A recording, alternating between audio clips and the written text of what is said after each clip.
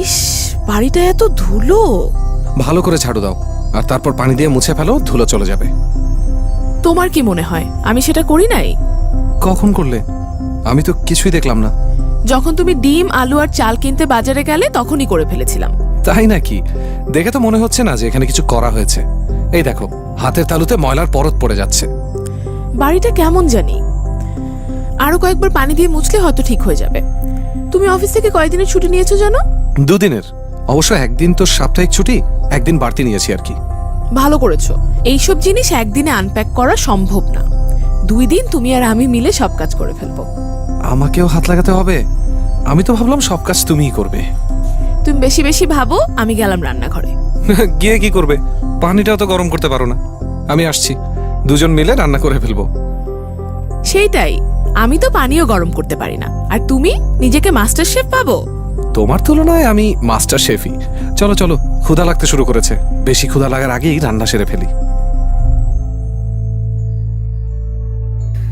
বাড়ি পাল্টানোর বুদ্ধিটা মিতুর ছিল না। সোহান আর ওই আগের বাড়িতে থাকতে পারছিল না, কারণ ওর দম বন্ধ লাগছিল। আসলে দম বন্ধ করারই ব্যাপার। কি ভেবে বাড়িটা নিয়েছিল মিতু আর সোহান, সেটাই মনে করতে পারে না ওরা। বাড়ির কিচ্ছু নেই, পানি নেই, গ্যাস নেই, আলো নেই, জানালা খুললে আকাশ দেখা যায় না। তবে ভাড়াটা সাধ্যের মধ্যে ছিল বলেই উঠে পড়েছিল ওরা। কিন্তু কিছুদিন বাদেই বুঝতে পেরেছিল এই জায়গা ওদের না। এই দামে বাড়ি পাওয়াটাও অবশ্য মুশকিলের ব্যাপার ছিল। কত বাসা যে দেখলো মিতু আর সোহান দুজন মিলে, তার কোনো ইয়াত্তা নেই। কিন্তু কোনো লাভ হয়নি। প্রত্যেকটা গলি তন্ন তন্ন করে খুঁজে ফেলার পরেও একটা বাসা মনের মতো পেল না ওরা। শেষে তো হালই ছেড়ে দিয়েছিল ওরা দুজন। কিন্তু অবাক করা ব্যাপার হলো, ঠিক তার কয়েকদিন পরেই ওদের বাসার একদম সামনের আলিশান বাড়িতে টুলেট ঝুলতে দেখলো ওরা। প্রথমে মিতু সেখানে যেতে রাজিই হয়নি। এই বাড়ির দাম ওদের সাধ্যের মধ্যে নয় ধরেই নিয়েছিল সে। তবে সেটা ঠিক সত্যি হয়নি। বাড়িওয়ালার ব্যবহার, ভাড়া, ফ্ল্যাটের আলো বাতাস, পানি সবকিছু একেবারে পারফেক্ট মনে হলো দুজনের। এর পরের কয়েকদিন কেমন একটা ঘোরের মধ্যে কেটে গেল সোহান আর মিতুর।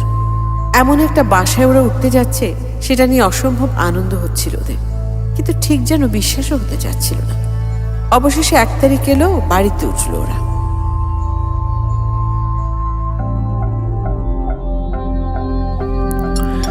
আচ্ছা সোহান, এই বাড়িটা সবকিছু না আমার ভালো লাগছে, খালি একটাই সমস্যা। আরে ভাত খাও তো, এত ভাবতে নেই। না না, ভাবছি না, খালি বলছি আমার একটা জিনিসই ভালো লাগেনি। কি জিনিস? কুকুর? বাড়িওয়ালার এমন একটা আলিশান বাড়ি, ভাড়াও নিশ্চয়ই ভালোই পান, কিন্তু কেন একটা দারোয়ান না রেখে এমন 4-4টা কুকুর রেখেছেন কে জানে। সিঁড়িতে বসে থাকে, উঠতে নামতে গেলে ভয় লাগে। বাদ দাও, ওরা নাকি কামড়ায় না। কিন্তু ঘেউ ঘেউ তো করে, আমার তাতেই ভয় লাগে। প্রথম যখন এলাম তখন তো উঠতেই দিচ্ছিল না, সামনে দাঁড়িয়ে খালি দাঁত আর থাবা দেখাচ্ছিল, লেজটাও খুব নাড়ছিল। ও তোমাকে প্রথমবার দেখেছিল তো, কয়দিন পর ঠিক হয়ে যাবে, ব্যাপার না। ঠিক হয়ে গেলেই হয়। তুমি আর খাবে? আমার কিন্তু খাওয়া শেষ। কতটুকু যে খাও তুমি, এইটুকু দিয়ে শরীর চড়াও কিভাবে, সেটা আমি বুঝতে পারি না আসলে। তোমার মতো 10 আসলে শরীর তো আমার না, এই একটুখানি কি শরীর, তাতে আবার কতই খাবার লাগে। বেশি করে খাও, পরে কুকুর লড়াই করতে আসলে ঠিক পেরে যাবা। সব সময় ঠাট্টা করো তুমি। আচ্ছা থাকো, আমি ধুতে গেলাম। আচ্ছা যাও, আমারটাও নিয়ে যাও। মিতুকে ঠাট্টা করলো বটে সোহান, তবে নিজের ভালো লাগেনি ব্যাপারটা। আর কাউকে দেখে না, খালি ওদের দুজনকে দেখি ঘেউ ঘেউ করে উঠছিল কুকুরগুলো। বাধ্য হয়ে আটকে রাখতে হয়েছে ওদের। ওরা নাকি কামড়ায় না, কিন্তু তারপরেও কেমন যেন লাগলো সোহানের। আরো কয়েকদিন চেনা জানা হলে হয়তো ঠিক হয়ে যাবে। বাড়ির মালিকের সাথে গিয়ে কথা বললো সে। বেশ সমস্যা হচ্ছিল ফার্নিচার আর অন্যান্য জিনিস ওঠাতে। কি যে অবস্থা, কুকুর চেঁচিয়ে এক শেষ। পরে বেঁধে রাখতে হয়েছিল ওদেরকে, আর কুলিরাও খুব ভয় পেয়ে যাচ্ছিল। বাপরে বাপ, তাও যদি কোনো কিউট টাইপের কুকুর হতো। নেড়ি কুকুরগুলোকে বাড়িতে এসে পোষ মানানো, ভয় পাওয়ারই কথা।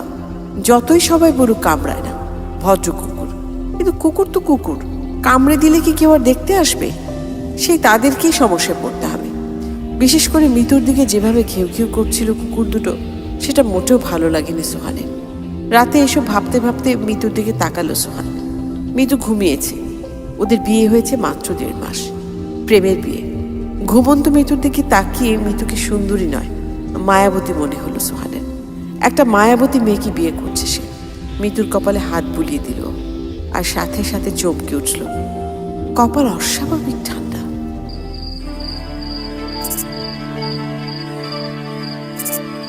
মিতু, মিতু, কি হয়েছে? তোমার তোমার শরীর, তোমার শরীর। কি হয়েছে আমার শরীরের আবার এই রাত বিরাতে? ঘুমাও তো।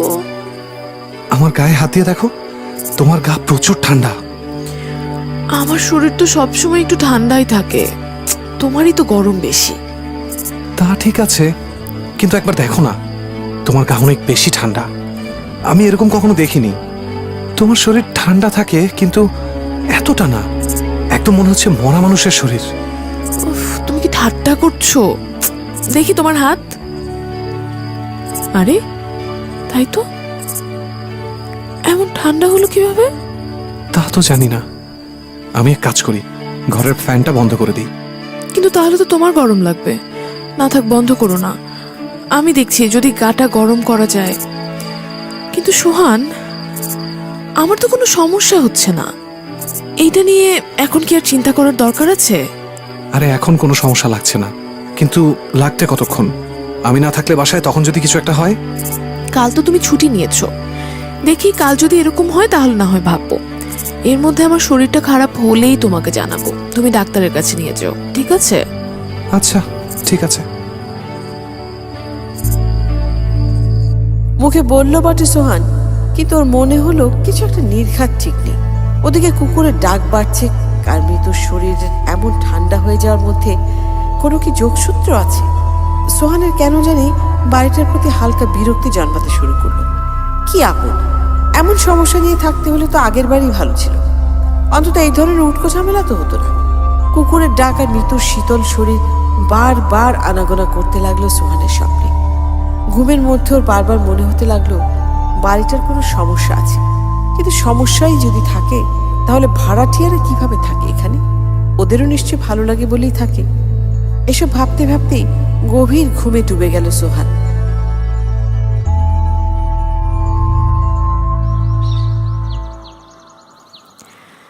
এই দেখো, বাসাটা কিন্তু অতও খারাপ না।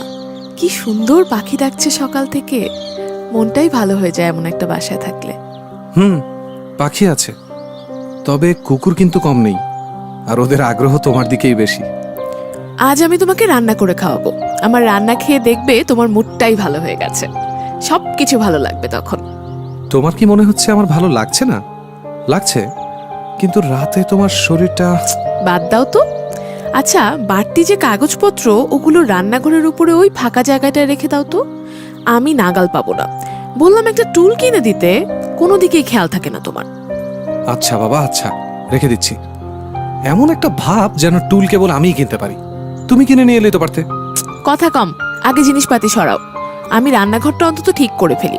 আজকের মধ্যে সব না করতে পারলে কালকে একা একা আমি তেমন কিছুই করতে পারবো না, তখন বিশাল সমস্যা হবে। বাথরুম পরিষ্কার তো করা শেষ, তাই না? বাথরুমের ব্যবস্থাটা দেখেছো? একটা 1 হাত লম্বা জানালা দেয়া, ওটাতে একটা পর্দা টাঙাতে হবে, নইলে গোসল করা নিয়ে ঝামেলায় পড়বো। ঠিক আছে, ব্যাপার না। পুরনো একটা কাপড় না হয় ঝুলিয়ে দেব। এই দেখো মিতু, ওই জায়গাটা। ও, তুমি তো দেখতে পারবে না, উঁচুতে। কেন, কি আছে ওখানে? কোনো সমস্যা? সমস্যা তেমন না, তবে কি যেন লেখা, আর কয়েকটা কাগজও আছে। কাগজ ওখানেই পড়েছিল? আগের ভাড়াটিয়াদের হবে হয়তো। দেখো তো কোনো গুরুত্বপূর্ণ কাগজ কিনা। সেটা জানতে হলে তো পড়তে হবে। বাই দ্য ওয়ে, কাগজটা কিন্তু এমনি রাখা ছিল না এখানে। তোমার জিনিসপাতি এখানে রাখতে গিয়ে দেয়াল ফুঁড়ে বেরিয়েছে। দেয়াল ফুঁড়ে মানে? অদ্ভুত, কি যে সব বলো না তুমি। মিথ্যে বলছি না, আমি ঠাট্টাও করছি না। এই যে দেখো, এই যে দেখো, আমার হাতে চুন লেগে আছে। দেয়ালের যে চুন থাকে সেটা এই বাক্স রাখতে গিয়ে দেয়ালের আলগা জায়গা খুলে কাগজটা বেরিয়ে এসেছে। খুব দামি কোনো কিছু নাকি? তাহলে দেয়ালে এভাবে লুকিয়ে রাখবে? রান্নাঘরে যখন তখন নিশ্চয়ই তোমার মতন কেউ বা কোনো গৃহিণী রেখেছে। আমাকে খোঁটা মারার একটা সুযোগও তুমি ছাড়তে চাও না। যাই হোক, করে দেখো, যদি দরকারি কিছু হয় তাহলে বাড়িওয়ালাকে দিয়ে দেব। এইসব জিম্মা আমাদের নেওয়া একদমই উচিত হবে না। যার বাড়ি সেই বুঝুক। তা ঠিক। আচ্ছা, এখন রাখো। মনে হচ্ছে কোনো চিঠি, প্রেমপত্রের মতন কোনো ব্যাপার হবে। রেখে দিলেই হবে, ফেলেও দেব না। আর বাড়িওয়ালাকেও দেওয়ার দরকার নেই। কেন? প্রেমপত্র হলেই তোমার সমস্যা কি? কার না কার জিনিস। তোমাকে যদি এভাবে চিঠি দিতাম আর তুমি যদি সেগুলো রেখে দিতে, তাহলে কখনো এভাবে ফেলে দিতে পারতে? তোমার যতই ভুলো মন হোক, ঠিকই কয়েকদিন বাদে এসে নিয়ে যেতে। ঠিক আছে, ঠিক আছে। তাহলে কি করবো এবার সেটা তুমিই বলো। আমার মাথায় কিচ্ছু খেলছে না। আচ্ছা, তুমি কাগজগুলো রাখো, আমি পড়ছি। তুমি না রান্না করবে বললে? এখন আমার পড়তে বেশি আগ্রহ হচ্ছে। রান্না তো পরেও করা যাবে, আর তুমি তো করতে পারোই। করেই ভালো না, আমি বরং চিঠিগুলো দেখি। তেমন কোনো জরুরি কথা লেখা থাকলে বাড়িওয়ালাকে না হয় দেখাবো। ঠিক আছে, আমার কপালে এই রান্না করাই লেখা আছে। কেউ যে একটু সাহায্য করবে সেই ভাগ্যটাও নেই। চিঠি শুরু করার সময় খুব একটা অস্বস্তি লাগেনি মিতুর, কিন্তু যতই এগোতে লাগলো চিঠি, ততই একটু একটু করে নিঃশ্বাস ঘন হতে শুরু করলো ওর। মনে হলো কেউ যেন ওকে আটকে রাখছে, ওর শ্বাস নেওয়ার প্রক্রিয়াটাকে বন্ধ করে দিতে চাইছে। চারপাশে এমন গুমট ভাব কেন? চিঠির মধ্য থেকে আতরের সুগন্ধ বের হচ্ছে। এই কারণে কি এমন দম আটকানো ভাব হচ্ছে? মিতুর বাবা আতর মাখতেন এক সময়। বাবার আতর খুব ভালো লাগতো মিতুর, কিন্তু এই আতরটা কেমন যেন নাক জ্বালিয়ে দিচ্ছে, ঝাঁঝালো একটা গন্ধ। আর চিঠিগুলো প্রেমপত্র। খানিক পড়েই বোঝা হয়ে গেল মিতুর। ও আর এগোলো না। কার না কার চিঠি, ও পড়তেই বা যাবে কেন? কেউ যদিও দেখছে না, কিন্তু তারপরেও অন্য মানুষের কোনো কিছু না বলে পড়াটা কখনোই খুব একটা স্বাচ্ছন্দ্যকর বলে মনে হয়নি তার কাছে। চিঠিগুলো রেখে সোহানের কাছে ফেরত গেল মিতু।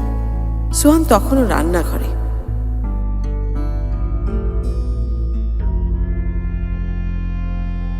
কি হলো? সব চিঠি পড়া শেষ? না, ব্যক্তিগত চিঠি, প্রেমের চিঠি, যেমনটা তুমি ভেবেছিলে। তাই আর পড়বো না বলে ঠিক করেছি। আর চিঠির মধ্যে কেমন যেন একটা আতুর আতুর গন্ধ, মাথা ধরে যাচ্ছিল, শ্বাস নিতেও কষ্ট হচ্ছিল। ব্যাপার না, তোমার শরীর তো আসলে এমনিতেই খারাপ। তাহলে কি করবে কিছু ভাবলে? মানে চিঠিগুলো কি করবে? রেখে দেবো আমাদের আলমারির ড্রয়ারে। বাড়িওয়ালাকে দেওয়ার দরকার নেই। কি দরকার তার এইসব জানার? আর আগের ভাড়াটিয়ার চিঠি হলে কেবল তার খোঁজ নিলেই হবে। খোঁজ নিয়ে চিঠি পৌঁছে দেওয়ার প্ল্যান করছো নাকি তুমি? আরে না, প্রথমে তেমন কিছুই করব না, অপেক্ষা করি। যার চিঠি সে নিশ্চয়ই খুঁজে না পেয়ে এখানে আসবে। হয়তো বাসা পাল্টানোর সময় মনে ছিল না, এখন যদি মনে পড়ে, আমরা যদি চিঠি ফেলে দেই, তাহলে ব্যাপারটা কেমন বাজে না? একটা মানুষের দরকারি জিনিস। দেখাই যাচ্ছে কত দরকারি, ফেলে চলে গেছে আবার দরকারি। সোহান, ঠাট্টা বন্ধ করো। আর শোনো, কেউ যদি না নিতে আসে, তাহলে আমরা বাড়িওয়ালার কাছ থেকে আগের ভাড়াটিয়ার নাম্বার নিয়ে তাকে একটা ফোন দেব। যদি তারা বলে যে এমন কিছু ফেলে যায়নি, তাহলে ফেলে দেব চিঠিগুলো। ঠিক আছে? সবই ঠিক আছে, কিন্তু ওই যেখানে চিঠিগুলো পেয়েছিলাম না, সেখানে কিছু লেখাও ছিল। কি লেখা? আমি ঠিক বুঝিনি, অন্য কোনো ভাষায় লেখা ওগুলো। সেগুলোর মানে তো বুঝতে পারলাম না। শুনেছি এসব অন্য ভাষার লেখা টেখা খুব একটা সুবিধার কিছু হয় না। জাদু টোনার কোনো ব্যাপার নেই তো? থাকতেই পারে। ভয় পেও না, ঠিক আছে? তুমি সেরকম চাইলে একটা ফোন করে দেখবো না হয় আগের ভাড়াটিয়াদের। কে জানে, হয়তো খুশি হয়ে যাবে এই পত্রের লেখক আমার ফোন পেয়ে। ভালো একটা খাওয়া দাওয়া দিয়ে ফেলতে পারে। এই সুযোগ হাতছাড়া করা ঠিক হবে না, কি বলো? তোমার খালি ঠাট্টা। মিতু চিঠিগুলো রেখে দিয়েছিল আলমারিতে, কিন্তু সেখান থেকেও রাতের বেলা আতরের গন্ধটা সোহানের নাক এড়ানো না। কি এমন আতর যে আলমারির ভেতর থেকেও বাইরে পর্যন্ত পৌঁছে যাচ্ছে? রাতের বেলা ছটফট করলো অনেকক্ষণ সোহান বিছানায়, তার ঘুম এলো না। আতরের গন্ধটাই হয়তো দায়ী। কাগজগুলো রেখে দেওয়া কি ঠিক হলো? মিতুর দিকে তাকালো সে। মিতু নিশ্চিন্তে ঘুমোচ্ছে। মিতুর গায়ে হাত দিল সোহান। না, আজকাল স্বাভাবিক গরম আছে। নিশ্চিন্ত হয়ে ঘুমানোর চেষ্টা করলো সোহান, কিন্তু পারল না। প্রবল এক আকর্ষণ বোধ করলো সে আলমারির দিকে, আলমারিতে রাখা চিঠিগুলোর দিকে। আচ্ছা, কি আছে এমন ওই চিঠিতে? দেখবে নাকি একবার? কেউ তো আর জানবে না যে চিঠিগুলো পড়া হয়েছে। তারপর ধীরে ধীরে আলমারির কাছে পড়ছিল সোহান। তারপর চিঠিগুলো বের করলো। মোট 22টা চিঠি। এতগুলো চিঠি করে পড়ার সময় কি সোহানের আছে? কাল অফিস খুলে যাবে, সকাল সকাল ঘুম থেকে উঠে দৌড় দিতে হবে। তবু এক অমোঘ আকর্ষণে চিঠি হাতে নিল সোহান। তারপর পড়তে শুরু করলো।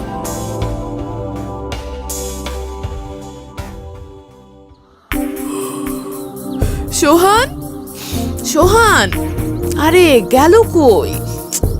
ঘুমোতে গেলাম তো একসাথেই। বাজে ভোর 6টা, এখন কোথায় যাবে? সোহান, সোহান, বলো। কে কে কথা বললো? কি হয়েছে? কাকে খুঁজছো তুমি? কার সাথে কথা বলছিলে? তোমাকে খুঁজছিলাম। এত ভোরে কোথায় গিয়েছিলে তুমি? একটা আওয়াজ শুনেছো? একটু আগে মনে হলো কি যেন আমার কথা উত্তর দিল। তা তো দিয়েছে কেউ একজন, আর সেই কেউ একজনটা হলাম আমি। কেন খামোখা ভয় পাচ্ছ বলো তো? তুমি না, তোমার কথা বলছি না। অন্যরকম একটা কণ্ঠ, একদম অন্যরকম। বুকের ভেতরটা শীতল করে দেওয়ার মতো একটা কণ্ঠ। একবার শুনলে মনে হবে এই জগতের কেউ নয়, অন্য কোথাও থেকে কেউ কথা বলছে তোমার সাথে। তোমার যত সব উল্টাপাল্টা ভাবনা, এত ভাবনা বাদ দাও তো, চলো। আচ্ছা, আলমারির ওই পাশটা খোলা কেন? তুমি কি চিঠিগুলো নিয়েছিলে? হ্যাঁ, পড়বো বলে নিয়েছিলাম। তারপর? তারপর আর কি, ওই যে তুমি বলছিলে না আতরের গন্ধ নাক জ্বালা করে উঠছিল তোমার, ঠিক তেমন আমার নাকটাও জ্বালা করে উঠল। এরপর আমি বোধহয় জ্ঞান হারিয়ে ফেলেছিলাম, কারণ তারপর আর আমার কিছু মনে নেই। কেবল মনে আছে তীব্র আতরের গন্ধের কথা। তারপর আমার জ্ঞান ফিরল অনেকক্ষণ বাদে। ভাবলাম হয়তো মাথা ঘুরে গিয়েছিল, কিন্তু চিঠিগুলো আর পেলাম না, জানো, বাতাসে উড়ে গিয়েছিল বোধহয়। এতগুলো চিঠি বাতাসে উড়ে গেল? উড়লেও তো নিচেই পড়ে থাকবে। চলো না নিয়ে আসি। আমি সত্যিই চাচ্ছি চিঠিগুলো ঠিক মানুষের কাছে যাক। আহা, পাত্তাও না। এত ভেবে কি হবে? কারো ঠেকা থাকলে সে ঠিকই এসে নিয়ে যেত এগুলো। আর চিঠিগুলো দেখেছিলে তুমি? ওগুলো অনেক আগের। এত আগের চিঠি যখন এতদিনেও কেউ নিতে আসেনি, তখন আর আসবেও না। কিন্তু মিতু, আর না প্লিজ, অনেক কথা হয়েছে এই নিয়ে, আর না।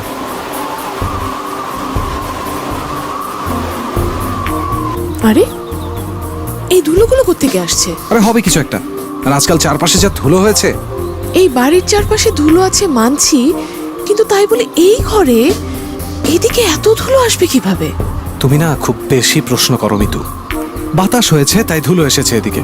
আর একটা কথাও না প্লিজ। চুপ করে এখন লক্ষ্মী মেয়ের মতন ভেতরে যাবে, তুমি ঘুমিয়ে পড়বে। ঠিক আছে। এই তো ভালো মেয়ের মতন কথা। যাও এবার, বারান্দার দরজাটা বন্ধ করে দিলাম।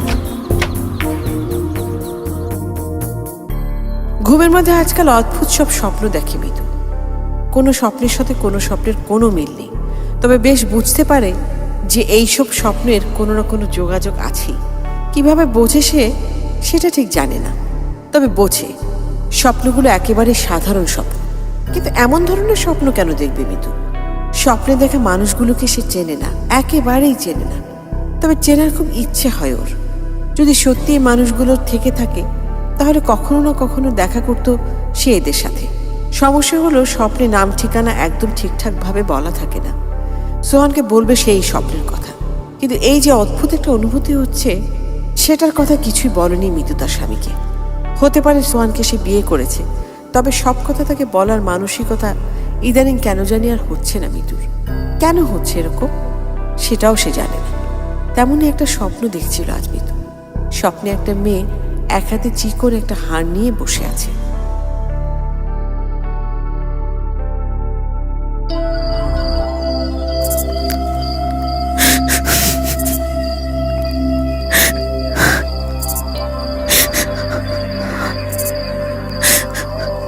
কাঁদছো কেন?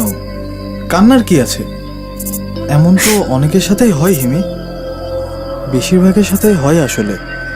দেখো, একটা ছেলেকে তুমি ভালোবেসেছো, তার মানে এই নয় যে তুমি তাকেই পাবে, আর পেয়ে গেলেও তুমি তাকে নিয়ে যে সুখী থাকতে পারবে তাও তো না। তুমি কি বোঝাতে চাচ্ছ? বোঝাতে যাচ্ছি এটা শুধু একটা গল্প। ঠিক আছে, মানলাম আমি না হয় একটু ভালোই গল্প লিখি, তাই বলে গল্পের মানুষ মারা গেল নাকি বেঁচে গেল, কেউ কার প্রেমিকাকে পেলো কি পেলো না, সেটা নিয়ে তুমি কেন কাঁদবে? আর এই চেইন, এইটা কি? এটা তো আমি তোমাকে দিয়েছি হিমি। এটা হাতে নিয়ে কেন কাঁদছো? কারণ তুমি এমন একটা দৃশ্য রেখেছো যেখানে ছেলেটার দেওয়ার চেন মেয়েটাকে ফিরিয়ে দিয়ে যায়। আমার এই চেন নিশ্চয়ই নিয়ে নিতে চাও তুমি, নাহলে এভাবে লিখেছো কেন? এত বোকামি করো না, এত বোকা হলে হয় না। আমার যে তোমাকে ছাড়া ভালো লাগে না মাদল। তুমি এভাবে যদি কখনো চলে যাও আমার কাছ থেকে, আমি কিন্তু মরে যাব। সত্যি বলছি, আমি মরে যাব। না, একদম না। এই যে আমাকে প্রমিস করো ছুঁয়ে তুমি মরবে না, ওকে? তুমি আমাকে ছুঁয়ে কিন্তু প্রমিস করলে। তার মানে তুমি আমাকে ছেড়ে চলে যাবে? আরে বিয়ে যখন করেছি তখন তো তুমি আমার নিজের বউ, আর বউকে ছেড়ে চলে যাব তার তো কোনো প্রশ্নই ওঠে না। আমার বউকে আমি সবসময় আমার কাছেই রাখবো, বউ ছাড়া আমার চলেই না। তুমি সব সিরিয়াস ব্যাপারকে ঠাট্টা ফাজলামের মতো করে দেখতে থাকো। আমার একদম ভালো লাগে না, একদম না। আচ্ছা ঠিক আছে, এখন থেকে তোমার সাথে আমি সিরিয়াসলি কথা বলবো।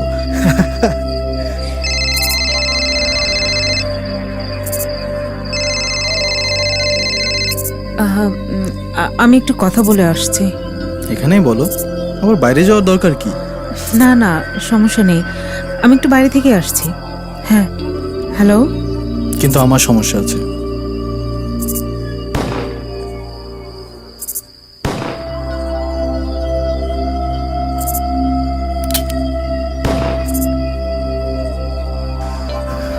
কি হয়েছে? খারাপ কিছু দেখেছো নাকি? না, কিছু হয়নি। তুমি ঘুমিয়ে যাও, ঘুমাও তো। ভুলে যেও না, কিচ্ছু বলতে নেই, কিচ্ছু না। শুনলে? তুমি কিছু শুনলে? না তো, কিছুই তো শুনিনি। কি শুনেছো তুমি? না, কিছু না।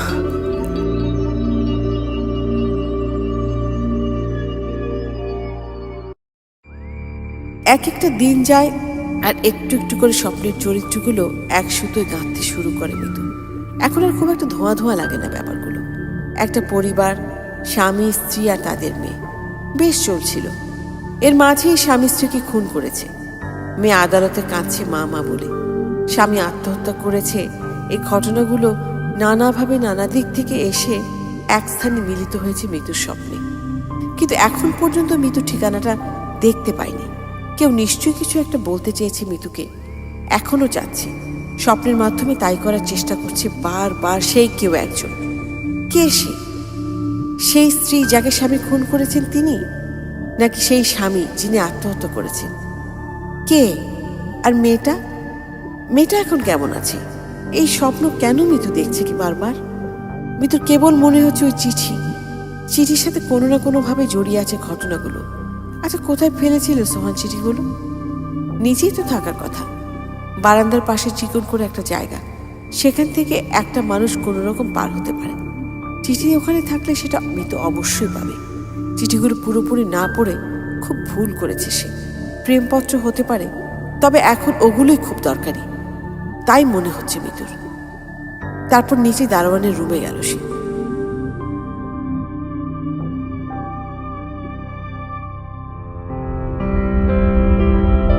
দারোয়ান চাচা? যে আম্মা, খাইয়া একটু ঘুম দিছিলাম, কন। চাচা, এখানে কয়েকদিন আগে কতগুলো কাগজ পড়েছিল, সেগুলো কি দেখেছেন? কাগজ? কবে? কোন সময়? ধরেন 1 সপ্তাহ আগে। বড় বড় কাগজ, অনেকগুলো, 20-22টা তো হবে। না আম্মা জান, এইখানে কোনো খেলনা গাড়ি পড়লেও আমি খবর পাই, আর বাতাসে ভাষা কাগজ এইখান দিয়ে পড়বে আমি জানুম না। মানে ভোরের দিকে পড়েছিল কাগজগুলো। ভোরের সময়? সেই সময় তো আমি নামাজ পড়া এই দিকেই থাই, আমি তাড়াতাড়ি উঠি আম্মা। তয় একটা কথা। কি কথা? কিছু মনে পড়েছে? হয়, তয় কাগজ না, একটা আজীব জিনিস হয়েছিল। 2-3 সপ্তাহ আগে আমি ভোরে একবার এইখানে, মানে এই সিঁড়ির ঠিক বাইরে দাঁড়াইছি মাত্র, অমনি দেহি পোড়া কাগজ উইরা যায়, ছাই হয়েছিল মেলা। সেইগুলাই আপনার কাগজ না তো আম্মা? কি কি বলছেন? পোড়া কাগজ? হ, আমি তো পরে সেই কাগজ পোড়া ফেলাইয়া দিছি নিজে হাতে। আচ্ছা আচ্ছা চাচা, আমি তাহলে যাই। আইসা আম্মা। অনেক ভেবেও সারাদিন কোনো কুল কিনারা করতে পারলো না মিতু। সোহানকে তাহলে ওকে মিথ্যে কথা বললো? চিঠিগুলো তো কি এমন ছিল যে সোহানকে সেগুলো পুড়িয়ে ফেলতে হলো? সোহানের সাথে মিতুর পরিচয় ভার্সিটি থেকে, একসাথে এক ক্লাসে পড়েছে ওরা, তবে কখনোই তেমন ভালো বন্ধুত্ব ছিল না। সোহান ছিল মজার মানুষ, এক একটা কথা বলতো আর মেয়েরা এসে গড়িয়ে পড়তো। এক কথায় অন্য সব মেয়েদের পছন্দের মানুষও ছিল সোহান। এমন কিছু মানুষ আছে না, যার চেহারা অনেকের চাইতে খারাপ হলেও কেবল কথার জোরে বাকিদের চাইতে দৌড়ে এগিয়ে থাকে? সোহান ছিল ঠিক তেমন একজন মানুষ। কিন্তু কে জানে কেন হুট করে এই ছেলে একদম চুপ হয়ে গেল, কম কথা বলে, ভেবেচিন্তে কোনো কথার উত্তর দেয়। পড়াশোনা আগে খুব একটা ভালো ছিল না সোহান, পরে সেটাতেও ভালো করতে শুরু করলো। ভার্সিটি শেষ হওয়ার পরপরই সবাই যে যার জীবন নিয়ে ব্যস্ত তখন সে মিতুকে বিয়ের প্রস্তাব দিয়ে বসে। মিতু লক্ষ্য করছিল অনেকদিন ধরে সোহানের এই পরিবর্তন। আগে সোহান হলেও তো একবারও ভাবতো না সে, কিন্তু সোহান একদম বদলে গেছে এই ভেবে কিছুদিন সময় চায় মিতু সোহানের কাছ থেকে। সোহান মিতুকে জানায় যে সে কত ভালোবাসে মিতুকে। পরের 3টা মাস সোহান নিজের কথার প্রমাণ দিয়ে গিয়েছে। বিয়ের পর এখনো সে ভালোবাসার ঘাটতি পড়েনি, কিন্তু তাই বলে এমন কিছু সোহান কেন করবে? কি ছিল ওই চিঠিতে?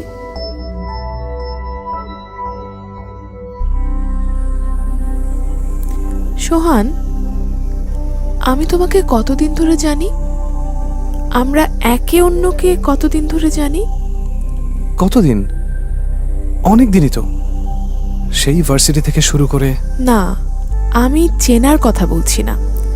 ভার্সিটিতে তোমাকে শুধু আমি চিনতাম, জানার সুযোগ পেয়েছি বিয়ের কয়েক মাস আগে। আচ্ছা, একটা প্রশ্ন আমার মাথায় ঘুরছে, করি? করে ফেলো। আমাকে তুমি কেন বিয়ের প্রস্তাব দিয়েছিলে? মানে আমার সাথে কখনো তোমার সেভাবে কথা হয়নি, কখনো আমি সবার চোখে পড়ে এমন কোনো কাজ করিনি। ক্লাসের বেশিরভাগ মানুষই হয়তো জানতো না যে আমি ওখানে আছি। আমি সত্যি বলতে পারি, ক্লাসের আর সব মেয়েকে তুমি জানতে, আমাকে ছাড়া। একটা সত্যি কথা বলবো, আমি ঠিক করেছিলাম যে আমি আমার সমবয়সী ক্লাসের কোনো মেয়েকেই বিয়ে করব। আসলে ওই যে রাফাত ছেলেটা মনে আছে? ও আমাকে বলেছিল একদিন, ক্লাসের কোনো মেয়েকে বিয়ে করলে তারপরেই ও মানবে যে আমি নাকি পুরুষ। আচ্ছা, কিন্তু সেই মেয়েটা আমি হলাম কিভাবে? আরে আমি তো সবাইকেই দেখেছিলাম, মানে সবার সাথে কথা বলে বুঝতে চেষ্টা করছিলাম যে আমার সাথে যাবে কিনা। গেল না? না, একেবারেই না। ওদের সাথে আমি এমন ঘর করতেই পারতাম না। তাই? কিন্তু আমি যে ঘর বাঁধার উপযোগী সেটা বুঝলে কিভাবে? আমার সাথে তো কোনোদিন কথাই বলনি তুমি। আরে বাদ দাও না, অনেক বেশি কথা বলো তুমি, এত প্রশ্ন করলে হয়? প্রশ্ন তো এতদিন খুব একটা করিনি। এই যে দেখো, আজ পর্যন্ত জানার ইচ্ছেই করেনি কেন তুমি আমাকে বিয়ে করেছিলে। কেন এত মেয়েকে রেখে কথা না বলা চুপচাপ একটা মেয়ে, যার সাথে কখনোই কথা হয়নি তোমার, তাকেই বিয়ে করতে চাইলে তুমি? আমরা আর না কথা বলি এ ব্যাপারে। আচ্ছা, আমরা আর কথা বলবো না। তবে প্রশ্নগুলো কিন্তু তাই বলে নেই হয়ে যাবে না সোহান। এই সময়ে কি এমন প্রশ্ন তুমি শুরু করলে? কোনো লেজ নেই, মুখ নেই, প্রশ্ন কোথা থেকে এলো হঠাৎ? প্রশ্ন হুট করেই আসে সোহান। মানুষের কাছে সেই প্রশ্নের জবাব থাকলে সে তা এড়িয়ে যায় না, ভয়ও পায় না। কি প্রশ্ন? কেন বিয়ে করেছি? ভালো লেগেছিল তাই বিয়ে করেছি, আর কিছু? আমি গেলাম। ধ্যাৎ, মুডটাই নষ্ট করে দিল।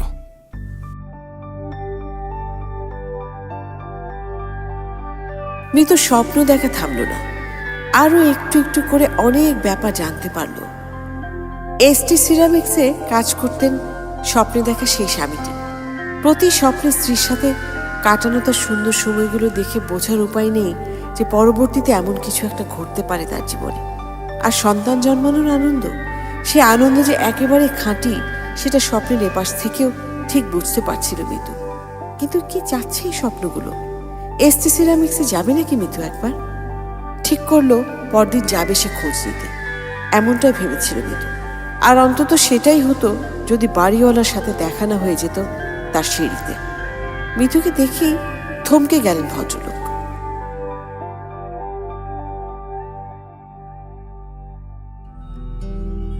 কেমন আছেন আঙ্কেল? ভালো আছি মা। তো তোমার মুখ এমন শুকনো কেন? খাওয়া দাওয়া করো না ঠিক করে? করি আঙ্কেল। আন্টি ভালো আছে? হ্যাঁ, তা ভালোই আছে। তো তোমাদের সব ঠিকঠাক? হ্যাঁ আঙ্কেল, ঠিকঠাক। আচ্ছা আঙ্কেল, আমাদের আগে এই বাসায় কে থাকতো?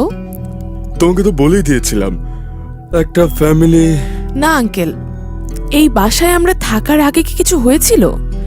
আপনি যদি না জানান তাহলে আমাকে থানায় যেতে হবে। কোনো একটা কিছু নিশ্চয়ই হয়েছিল। এই কারণেই আমি রোজ রোজ এমন স্বপ্ন দেখি। তুমিও স্বপ্ন দেখো? হ্যাঁ, কেন? আর কেউ দেখতো এই একই স্বপ্ন? কি স্বপ্ন দেখো তুমি? একটা হাসি খুশি পরিবার, একটা অসহায় শিশু, স্ত্রীকে খুন করা একজন স্বামী, আর আত্মহত্যা করা একজন মানুষ, এরকম কিছু? হ্যাঁ, আমার স্বপ্নের সাথে মিল আছে আঙ্কেল। কিন্তু আপনি কিভাবে জানলেন? আপনিও একই স্বপ্ন দেখেন? না না, আমি দেখি না, তবে আমার স্ত্রী দেখেন। তুমি জিজ্ঞেস করেছিলে না সে কেমন আছে? কেমন আর থাকবে বলো? সারাক্ষণ ভুলভাল বকে। ডাক্তার বলে দিয়েছে তার মাথা খারাপ হয়ে গিয়েছে। কিন্তু আমি কিছু করলাম না, কিছু বুঝলামও না। তারপরেও এই স্বপ্নগুলো কেন যে আমার স্ত্রী দেখে? দেখো মা, আমি মিথ্যে বলবো না। হ্যাঁ, অনেকদিন আগে আমাদের বাড়ির ওই ফ্ল্যাটে একজন থাকতেন বটে তার স্ত্রী সন্তানকে নিয়ে। পরে পুলিশ ওই ভদ্রলোককে ধরে নিয়ে যায় স্ত্রীকে খুনের দায়ে। এরপর এরপর কি হয়েছিল? বাচ্চাটা কোথায় কোন আত্মীয়ের বাসায় গেছে তা এখনো জানি না। তবে পরবর্তীতে স্ত্রীর খুনের দায় না নিতে পেরে স্বামী আত্মহত্যা করেছে বোধহয়। খুব হাসি খুশি একটা পরিবার ছিল, খুব ভালো একটা পরিবার। কি যে হয়ে গেল হুট করে। কিন্তু একটা ব্যাপার আমি একদমই বুঝতে পারি না, আর সেটা হলো আমার স্ত্রী কেন ওদেরকেই বারবার নিজের স্বপ্নে দেখে। বিশ্বাস করবে না, আমার স্ত্রী 2 মাসের জন্য বিদেশে মেয়ের বাড়ি গিয়েছিল। সেই সময় এই লোক ভাড়া নেয় বাড়ি, আর তখনই এই কাণ্ড হয়। ওদেরকে তো আমার স্ত্রী চিনতো না পর্যন্ত, কিন্তু সে তাও ওই স্বপ্ন দেখে, তাও ওদেরকে দেখে। আমি অনেক দিন পর্যন্ত জানতাম না যে আমার স্ত্রী যাদের ছবি দেখে তারা এই পরিবার। পরে ঘটনা শুনে মিল পাওয়ায় ছবি দেখাই আমি ওকে, আর তখন বেরিয়ে আসে যে আর কেউ না, আমার ওই ভাড়াটিয়াদেরকেই দেখছে আমার স্ত্রী। আচ্ছা, ধন্যবাদ আঙ্কেল। আজ তাহলে আমি আসি। আচ্ছা মা। বাড়িওয়ালার সাথে কথা বলে আবার সিঁড়ি দিয়ে নিচে নামছিল মিতু। এমন সময় কানের কাছে আবার সে অশরীরী কণ্ঠ বেজে উঠল। কেউ যেন ওকে কিছু খুঁজতে বলছে, কিছু একটা খুঁজতে। কিন্তু কে বলছে, কেন বলছে, কিছু বুঝতে পারছিল না মিতু। মাথা চক্কর দিয়ে উঠল মিতুর। তারপর আর পা বাড়ালো না ও। বাসায় ফিরে এলো আস্তে আস্তে, আর দরজা খুলতেই ওর সামনে ভেসে উঠল যেন সেই দিনের ঘরটা। এই ঘরে তো এত কিছু হয়ে গিয়েছিল। বিশ্বাস হতে চাইছিল না মিতুর। দরজার হাতল ধরে মাটিতে বসে পড়ল, কিন্তু তাতেও খুব একটা লাভ হলো না। বসে থাকতে পারল না মিতু বেশিক্ষণের জন্য। মাটি যেন অমোঘ আকর্ষণে টানছে তাকে, আর সেই টানে মেঝেতে হেলে পড়ল মিতুর দেহ।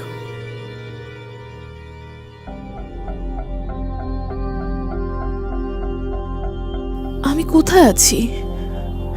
এত অন্ধকার কেন? জেনে কি হবে বলো? সবকিছু তো জানার দরকার নেই। আপনি কে? কে কথা বলছেন আমার সাথে? অন্ধকার থেকে বের হয়ে আসুন। বের হলে তো আমাকে চিনতে পারবে না। মরে পচে আমি কঙ্কাল হয়ে গেছি। আগের সময় ফিরতে আমি চাই না। জানি ইচ্ছে হলেই পারা যায়, কিন্তু চাইছি না। আমার সেই রূপ, সেই ইচ্ছেটাই তো কাল হয়েছিল। মরতে হলো অকালে আমাকে। আমি কি ঠিক ভাবছি? আপনি কি সেই নারী যাকে আমি স্বপ্নে দেখি খুন হতে? আপনার স্বামী আপনাকে খুন করেছিল, তাই না? আপনি তো সেই, তাই না? বলুন। আমি সেই, কিন্তু সবখানে একটা কিন্তু থাকে যে আমার স্বামীকে আমাকে মেরেছিল। মারেনি, কিন্তু তার হাতে পিস্তল। এত জলদি সব বুঝে নিতে নেই। যাকে বিয়ে করেছো তাকেই বা কতখানি ভালো করে বুঝে নিয়েছিলে বিয়ের আগে? আর একটু কি বোঝা উচিত ছিল না? হুট করে একটা মানুষ এমন বদলে যায় কিভাবে? আপনি কি চান আমার কাছ থেকে? নিশ্চয়ই কিছু চান আপনি, কিন্তু সেটা কি? যা বলবো সেটা করতে পারবে না তুমি, কিন্তু আমাকে একটু সাহায্য তো করতেই পারো। আর তারপর তোমার যা করতে ইচ্ছে হবে করবে। কি সাহায্য? আমি যেখানে যেখানে যেতে বলবো তোমাকে সেখানে সেখানে যেতে হবে। খুঁজে বের করতে হবে আমার সন্তানকে। আমাকে কে মেরেছিল সেটা জানতে হবে। আমার সন্তানের সাথে দেখা করো, ও তোমাকে বলে দেবে আমাকে কে মেরেছিল। তারপর থেকে আমার স্বপ্ন দেখা বন্ধ হবে তো? হবে না কেন? অবশ্যই হবে। আর সেই জন্যই তো এই কাজটুকু করতে বলছি তোমাকে, অনুরোধ করছি। কিন্তু আপনি কি জানেন না যে কে আপনাকে মেরেছিল? যদি সে আপনার স্বামী না হয়ে গিয়ে থাকে তাহলে তো অন্য কেউ একজন, কিন্তু সেটা তো আপনি জানেন। আমার জেনে কি হবে? কিন্তু আমি চাই তুমিও জানো সেটা। কেন? এত মানুষ থাকতে আমাকেই কেন জানতে হবে? আমি কেন জানবো? জেনে কি করব আমি? জানার পর তুমি কি করবে সেটা তোমার ব্যাপার। আপনি তো আগে থেকেই জানেন। আমাকে কেন এত কষ্ট করতে হবে তাহলে? আপনি বলে দিলেই তো আমি জেনে যাই। আমি বললে বিশ্বাস করতে মন চাইবে না তোমার। তার চাইতে বরং নিজে খুঁজে দেখো। নিজের খুঁজে পাওয়া সত্যি অনেক বড় শক্তি। সেটা তুমি মোটেই অবিশ্বাস করবে না। কিন্তু কিন্তু ঘুম ভেঙে শুনল মিতু কুকুর ডাকছে, আর ও বিছানায়। না, ও তো ঘুমায়নি, মাথা ঘুরে পড়ে গিয়েছিল। তাহলে কে ওকে এনে তুলে রাখলো বিছানায়? সোহানের গলা শুনছে নাকি? সোহান এসেছে? এতদিন কেমন মনে হচ্ছিল চিঠিটার সাথে স্বপ্নগুলোর যোগাযোগ আছে। এখন কেন যেন একটা অন্যরকম ভয় কাজ করছে মিতুর মনে। সোহান কোনোভাবে এই চিঠি আর এই স্বপ্ন, এই পুরো ব্যাপারটার সাথে জড়িত নয় তো? ওর কোনো অতীত আছে নাকি, যে অতীত মিতু জানে না? মনে মনে হাসল মিতু, নিজের ভাবনার কথা ভেবেই হাসল। সোহানের অতীতের কোনো কথাই তো সে ঠিক করে জানে না। বিয়ের সময় মিতুর বাবা উপস্থিত ছিলেন। সোহান বলেছিল তার বাবা মা নেই, এইভাবে বিয়ে হয়ে গেল। মিতুর বাবা খোঁজও নিয়েছিলেন। মেয়ের বিয়ে তো আর একেবারে না জেনে দিতে পারেন না। আসলে সোহানের বাবা মা ছিল না। খুব ছোটবেলায় বাবা মাকে হারিয়ে চাচার বাসায় মানুষ সে। কারোর সাথে খুব বেশি ভালো সম্পর্ক ছিল না তার। তাই বিয়ের কাজটা করতে খুব একটা ঝক্কি পোহাতে হয়নি কোনো পক্ষকেই। বিয়ের পরপরই বাবা মারা গেলেন। যেন অপেক্ষা করছিলেন মিতুর বিয়ের জন্যে। বাবার কথা ভেবে চোখে পানি চলে আসলো মিতুর। তবে সোহানের গলা শুনে সতর্কও হলো। কেন যেন ওর মনে হচ্ছে সোহানের কাছ থেকে যতটা সম্ভব সতর্ক হয়ে চলাটাই এই সময় বুদ্ধির কাজ হবে। পরদিন বাড়িওয়ালার সাহায্য নিয়ে অনেক ঘুরে অবশেষে স্বপ্নে দেখা সেই মৃত স্ত্রী হিমি আর স্বামী মাদলের খোঁজ পেল মিতু। তাদের আত্মীয়দের বাড়ির খোঁজ পেল সে। তারপর সেখানেই গেল প্রথমে। তাদের একমাত্র মেয়ে নিহানার দায়িত্ব পেয়েছিল মাদলের বড় চাচা কামাল শেখ। মিতু গেল কামাল শেখের বাড়িতে।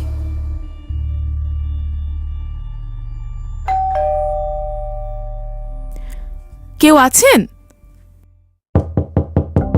কেউ আছেন বাড়িতে? আমি আছি। কে তুমি? তুমি কে? আগে তুমি তোমার নাম বলো, তারপর আমি আমার তো বলবো।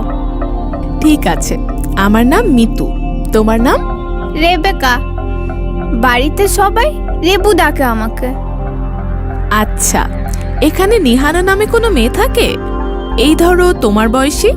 নিহানা, ও তো অনেক জ্বর হয়েছিল, তারপরও হাসপাতালে গেল, মা বাবা নিয়ে গেল, তারপরও আর ফেরেনি। সবাই বলেছে ও নাকি মরে গেছে, কিন্তু কেন? না, কিচ্ছু না। আজ তাহলে আসি।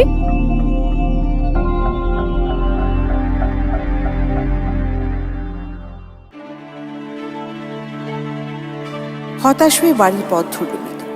এখন তাহলে সে কিভাবে জানবে যে হিমিকে কে মেরেছিল? রাতের বেলা ঘুমোতে আর ইচ্ছে করে না মিতুর আজকাল। জানে কিছু না কিছু একটা স্বপ্ন সে দেখবে, দেখবে হাসি খুশি একটা পরিবার, সেটা এখন নেই। ভয়ানকভাবে পৃথিবীর বুক থেকে সবার মন থেকে সরে গেছে পরিবারটা। এই পরিবারকে দেখতে কার ইচ্ছা করে? আদতেই কি কারো ইচ্ছে করতে পারে? এমনকি স্বপ্নে দেখা হাসি মুখকেও ভয়ানক লাগে মিতু। মনে হয় এরা কি জানতো মৃত্যুর খবর? এরা কি জানতো ভবিষ্যতের খবর? বাড়ির গেট দিয়ে ঢোকার সময় হঠাৎ কি মনে হতে দারোয়ানকে ধরল মিতু।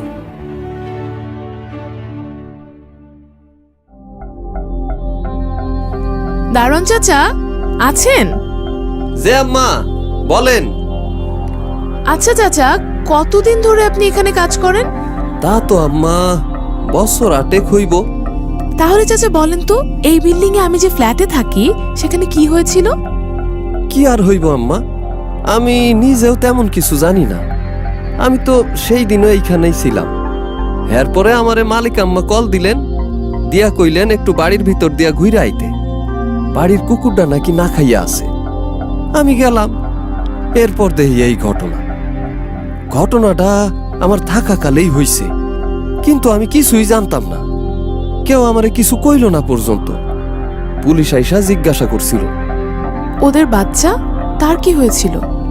এই কথা কইয়েন না আম্মা, বাচ্চাটা যে কি ভালা ছিল, কিন্তু তারে দেখার কেউ নাই।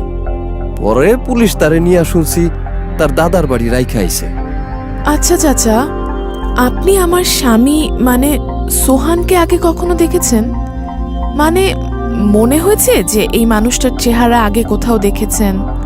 সেইটা তো আমি প্রথম দেখাতেই আপনার স্বামীরে বলছিলাম, তার চেহারাটা কেমন জানি চিনা চিনা লাগে, কিন্তু ওই দেখছি হেইটা কইতে পারুম না। আমি আবার আম্মা এক চেহারা দেখলে সহজে ভুলি না। আচ্ছা চাচা, আসি তাহলে। আচ্ছা চাচা, যে পরিবারে এই সমস্যা হয়েছিল তাদের কি খুব ঝগড়া হতো? কখনো কোনো সমস্যা হয়েছে এমন শুনেছেন? না তো আম্মা, তারা খুবই হাসি খুশি পরিবার আছিল। একটা উঁচু গলায় কথা পর্যন্ত বলেন না সাহেব আর তার বউ। আচ্ছা চাচা। তয় আম্মা বেশি চিন্তা কইরেন না, যারা গেছেন তারা তো গেছেনই, তাদের নিয়ে আর ভাইবা কি হইব? সেটাই চাচা, তাদের মেয়েটাও তো বেঁচে নেই, সেও মারা গেছে, আজকেই জেনে আসলাম। এবার একেবারে খেই হারিয়ে ফেললো যেন মিতু। কোথায় যাবে, কে ওকে সাহায্য করবে?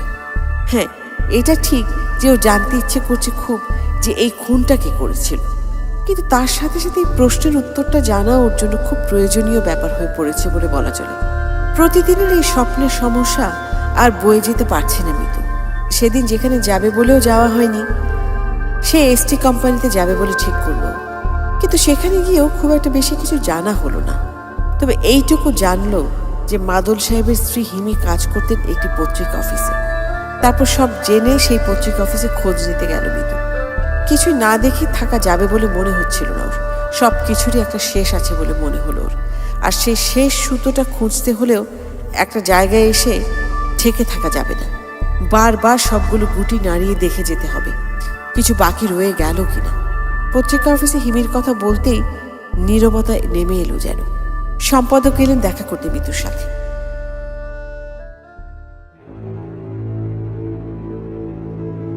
বসুন, কি জানতে চান হিমি সম্পর্কে বলুন, আমি সব বলছি। আসলে আমি ওনার মৃত্যুর ব্যাপারটা নিয়ে একটু জানার চেষ্টা করছি। মনে হলো আপনি হয়তো এখানে এলে আমাকে কিছু জানাতে পারবেন, আর তাহলে হয়তো একটু হলেও হিমির মৃত্যু কিভাবে হলো সেই সম্পর্কে ধারণা পাবো আমি। আপনি যখন জানতে চাচ্ছেন তখন কোনো রাগ ঢাক না রেখেই বলি, কিছু মনে করবেন না। হিমি মেয়ে ভালো হলেও মাঝে কিছু সমস্যা দেখা গিয়েছিল ওর মধ্যে। চারিত্রিক সমস্যা বলবেন কিংবা অন্য কিছু তা আমি জানি না। অনেকে এটাকে একাকিত্ব বলে নাম দেয়। একা থাকার সময়টুকু অন্য কার সাথে, মানে বুঝতেই পারছেন কি বলতে চাচ্ছি। না হলে স্বামী আছে, একটা সন্তান আছে, তারপরেও কিভাবে অন্য কারোর সাথে সম্পর্কে জড়াতে পারলো সেটা আমি এখনো বুঝিনি। মানুষটা মারা গিয়েছে, তার সম্পর্কে একটু বুঝে শুনে কথা বললে ভালো হয় না? হ্যাঁ, তা হয়। তবে ওই যে আপনি যে বললেন যা সত্যি তা বলতে, আর এই যে কথাগুলো সেগুলো সবটাই সত্যি। আর আমি তো হিমিকে খারাপ বলছি না, আসলে ওকে আমি এখানে জব দেই। কিন্তু কিভাবে যে কি থেকে কি হয়ে গেল, ওনার স্বামী মাঝে মাঝে অফিসে আসতেন হিমিকে নিতে, ভদ্র মানুষ। খুব একটা ঝামেলা না হলে ওনার মতো একজন মানুষ নিজের স্ত্রীকে খুন করবেন তা মনে হয় না। আপনি কি একটু বেশি পার্সিয়ালিটি করছেন না? এরকম কিছু নাও তো হতে পারে। দেখুন, হতে পারে যে এমন হয়নি। আপনি হয়তো ভাবছেন আমার কোথাও ভুল হচ্ছে। হিমি হয়তো আপনার বন্ধু ছিল, সেই সময় সে এমন করেছে সেটা আপনি ঠিক মানতে পারছেন না। কিন্তু আমাদের অফিসের একেবারে নতুন সবাই বাদে সেই সময়ের সবাই এই কথাগুলো জানতো। হিমির সাথে তার স্বামী মাদলের কি কোনো সমস্যা হয়েছিল, কিংবা হিমি কি মানসিকভাবে কোনো সমস্যা ছিল? অনেক সময় অফিসের কাজে মন বসে না এই সমস্ত মানসিক চাপ থাকলে, দেখা যায় নানা রকম ভুল করে সবাই। এমন কি কিছু হয়েছিল? হ্যাঁ, হয়েছিল, প্রায়ই হতো। আমাদের নতুন ইন্টার্ন জয়েন করার পর আমি সাধারণত ইন্টার্নদের ডেস্ক আলাদা রাখি, তাতে করে অফিসে একটা হায়ারার্কি বজায় থাকে। হিমি সে কথা শুনতো না। কি যে দেখেছিল সে ইন্টার্নের মাঝে, খালি তার পাশে গিয়ে বসতো। অফিসের সবার চোখে বাঁধলো একটা সময় ব্যাপারটা। আমরা ইন্টার্নকে ছাঁটাই করে দিলাম। তারপর আর কি, হিমি চাকরি ছেড়ে দিল। এরপর আর ওকে এদিকে দেখিনি। তবে একেবারে শেষের দিকে ঠিক কি হয়েছে তা পরিষ্কারভাবে বলতে পারবো না। আচ্ছা, অনেক ধন্যবাদ কথাগুলো বলার জন্য। আমি আজ যাই। আচ্ছা, কিছু মনে না করলে আরেকটা প্রশ্ন করি। সেই ইন্টার্নের কথা একটু জিজ্ঞেস করতে মন চাইলো, তার নাম কি ছিল? সোহান। একের পর এক ওষুধ খেয়ে যাচ্ছে মিতু, কিন্তু তাতে কোনো কাজ হচ্ছে না। উল্টো মনে হচ্ছে জ্বর আরো বাড়ছে। অন্তত শরীরের উত্তাপ সেটাই বলে দিচ্ছে ওকে। জ্বর মাপতেও ইচ্ছে করছে না মিতুর। একটা একটা করে সুতোর জোড়া লাগাতে শুরু করেছে সে। বুঝতে পারছি একটু একটু করে কি বলতে চায় তাকে ওই স্বপ্নগুলো, কেন সে এই পুরো ব্যাপারটার সাথে জড়িয়ে আছে। আচ্ছা, এখানে বাসা ভাড়া নেওয়াটা তো তাদের ইচ্ছের মধ্যে ছিল না। যদি এখানে বাড়ি ভাড়া না পেত, তাহলে এই চিঠিগুলো কখনো মিতুর হাতে এসে পড়তো না, স্বপ্ন দেখাও হতো না, কিচ্ছু হতো না। এই সত্যিগুলোও জানা হতো না। কি সম্পর্ক ছিল সোহানের হিমির সাথে? কোনো সময় সোহান হিমির সাথে পরকীয়া জড়িয়েছিল কি? ওই চিঠিগুলো, ওগুলো কি সোহানের? হিমিকে লিখেছিল সে? হিমি অনেক যত্ন করে রান্নাঘরে তুলে রেখেছিল চিঠিগুলো, যাতে নষ্ট না হয়। এতদিনে সেই চিঠির কথা মনেও ছিল না সোহানের। এই কারণে বুঝতে পারেনি সোহান প্রথমে যে এই চিঠিগুলো তার ফেলে আসা অতীত। যখন বুঝেছে তখন সেই চিঠিগুলোকে জাস্ট পুড়িয়ে দিয়েছে। আচ্ছা, হিমি বারবার বলছিল ওকে মাদল মারেনি, মেরেছে এমন কেউ যার কথা মিতুকে নিজ থেকে জানাতে হবে, না হলে মিতুর বিশ্বাস হতে চাইবে না। কে সে? খুনিটা কে? আর একটা নামই বারবার তার মাথার ভিতরে ঘুরছে।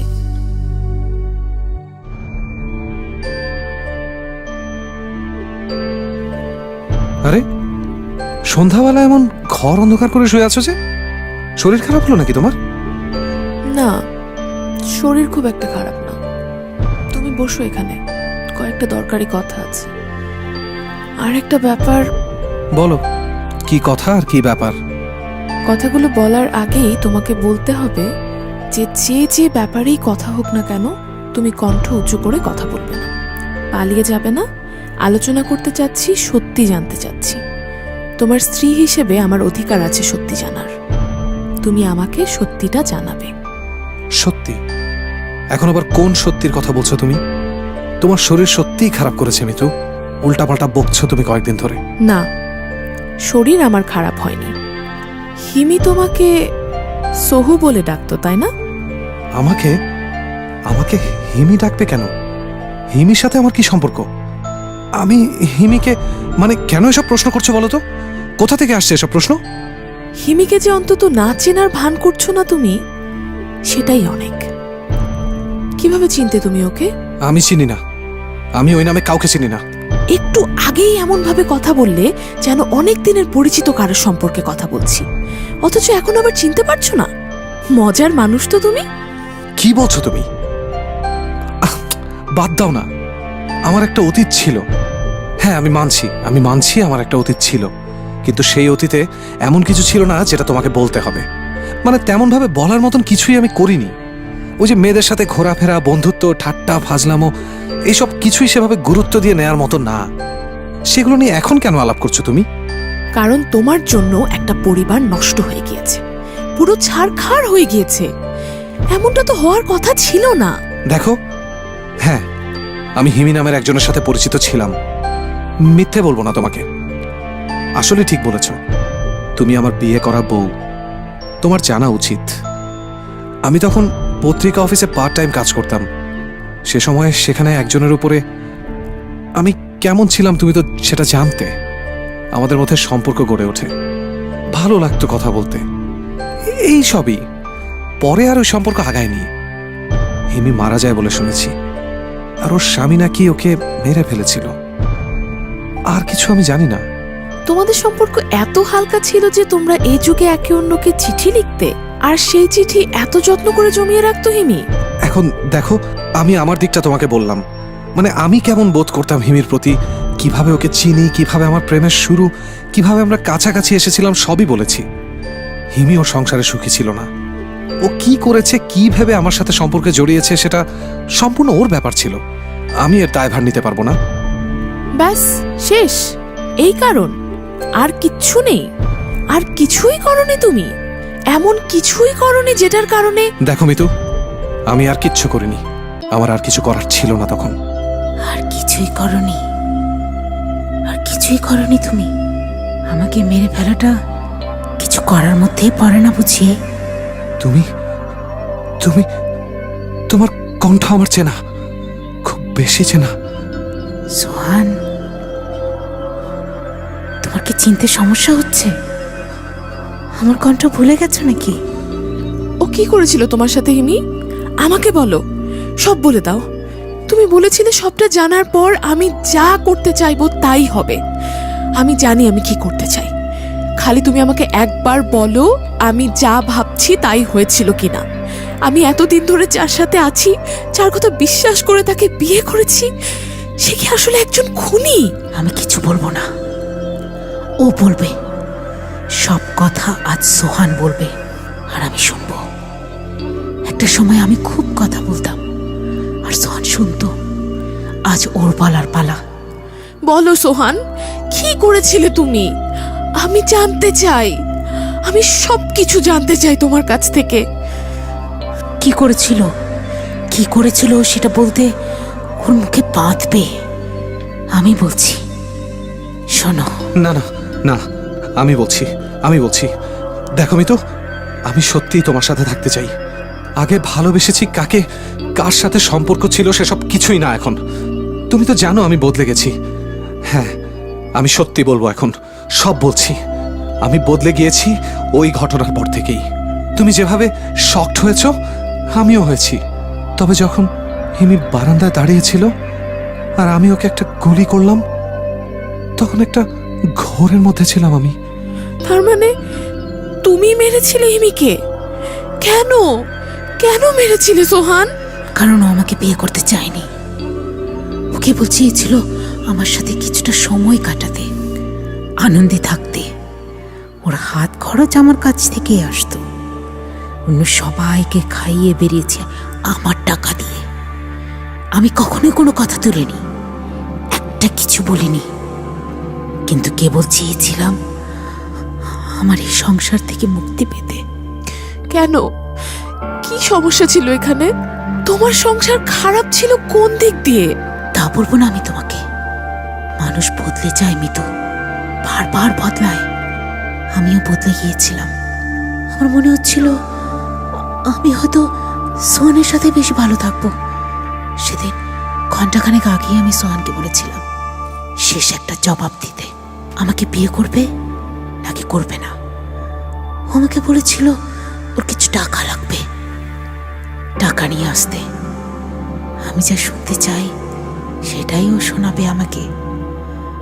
আমি ভেবেছিলাম ও রাজি হয়ে যাবে, আমাকে বিয়ে করবে, কিন্তু না, তেমন কিছুই হয়নি। আমি বারান্দায় গিয়েছিলাম সোহান নিচে এসেছে কিনা সেটা দেখার জন্য। আর তখনও আমাকে কেন মারলে সোহান? টাকাগুলোও তো নেওয়া হলো না তোমার, না হয় টাকার জন্যই মিথ্যে বলতে। তোমাকে যখন আমি নিচে থেকে দেখলাম তখন বারবার কেবল মনে হচ্ছিল তোমার হাত থেকে ছাড়া পেতে হবে। চারপাশে কেউ ছিল না, এরকম সুযোগ আর পাবো কিনা জানতাম না। কখন যে হাতে পকেটে রাখা বন্দুক চলে এলো আর কখন যে তোমাকে গুলি করে ফেললাম। আমি ঘোরের মধ্যে ছিলাম হিমি। আমি তোমার সাথে সারাটা জীবন থাকতে চাইনি, কিন্তু আমি সত্যি একটা ভুল করে ফেলেছি সেই সময়। মারতে চাইনি আমি তোমাকে। কিন্তু আমার জীবনটা নষ্ট করে দিয়েছো তুমি। তুমি আমাকে হ্যাঁ কেন বললে না? কি এমন কমতি ছিল আমার মধ্যে? তোমাকে কিচ্ছু করতে হতো না, সব খরচ আমি দিতাম। তুমি ঘুরে বেড়াতে মুক্ত পাখির মতো। কেন অমন করলে? কেন অমন করলে?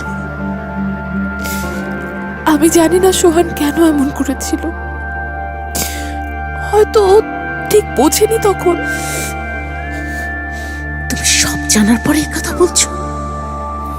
তুমি জানো সোহান আমাকে মেরে ফেলেছিল, তাও তুমি আমাকে সোহানের পক্ষ নিয়ে কথা বলছো। তুমি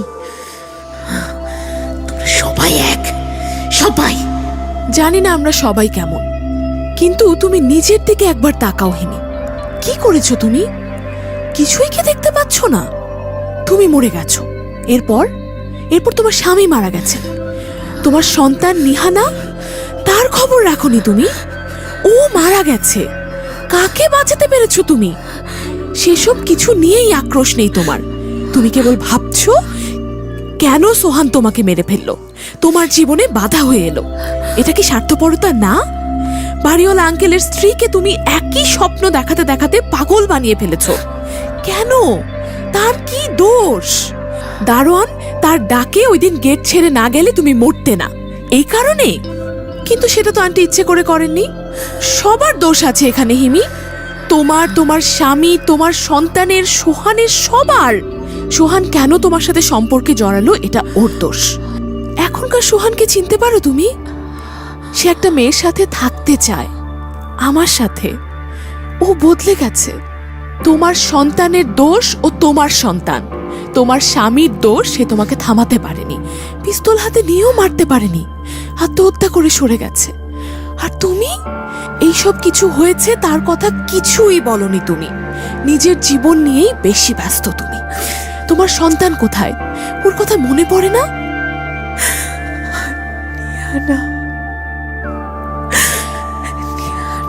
ফিরে যাও তুমি হিমি, সব হারিয়েছো তুমি তোমারই দোষে। দোষ সোহানেরও ছিল, কিন্তু সেই দোষ কাটিয়ে ও নতুন হয়ে গিয়েছে। সারা জীবন সেই ভুলের মাসুল দিচ্ছে পালাতে গিয়ে। তোমার মাসুল হয়তো ওইটাই, তোমার মৃত্যু।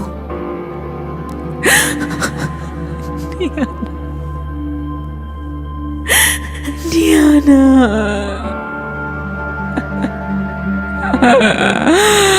ডিয়ানা, ডিয়ানা।